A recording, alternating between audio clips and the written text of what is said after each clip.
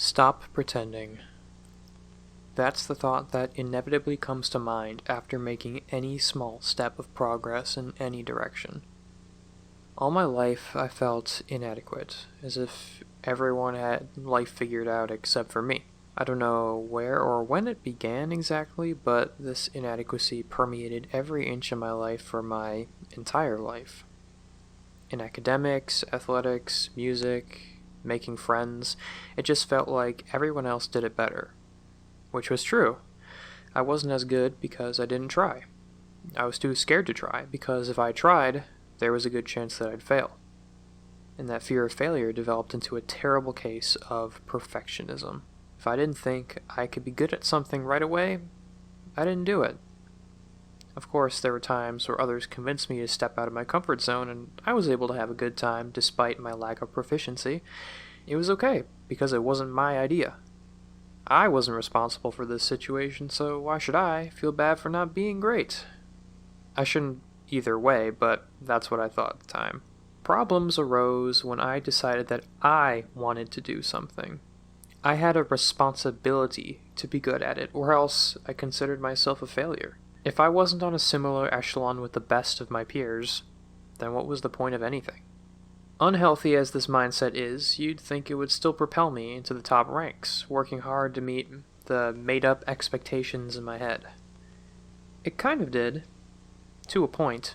I developed above-average competencies in many aspects of my life. I excelled in my studies, I exercised and got healthier and more athletic, and I became fairly charismatic and funny, which made it easier to build and maintain friendships. Again, much of this was built on a foundation of making myself feel like less of a failure to other people and to myself, but I was still growing at a consistent rate, until, inevitably, I'd hear that thought. Stop pretending. In anything which I made steady improvements, socially, physically, or anything else, there would always be this threshold that I couldn't pass.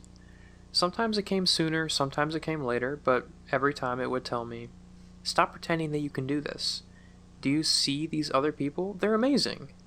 There's no way you could get nearly as good as them. That's just not who you are, Brendan. You don't deserve to call them your peers. Even if you try to, they won't accept you anyway. So stay in your lane and stop pretending.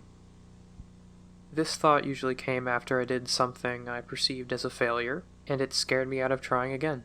I had a perfectionism that could never be satisfied, combined with a mindset that ensured I would never be everything that I could be.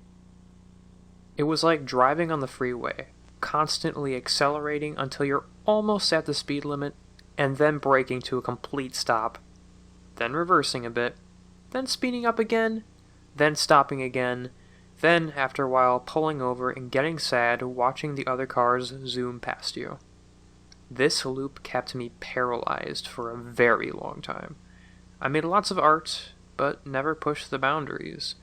I met plenty of cool people, but I never felt worthy enough to pursue relationships.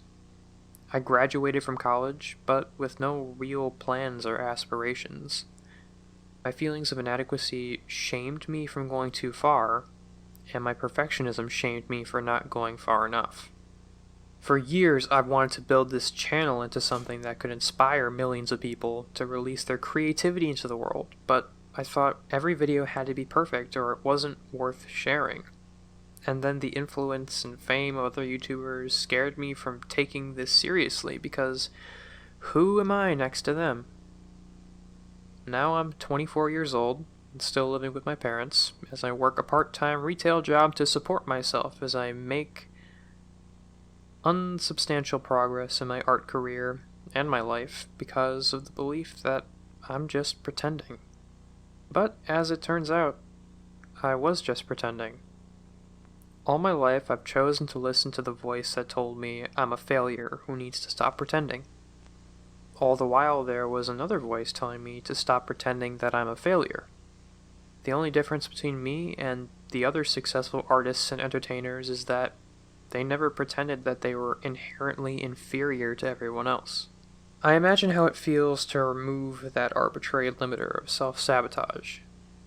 To know that my life and creativity have value and make positive impacts on others. and it feels great.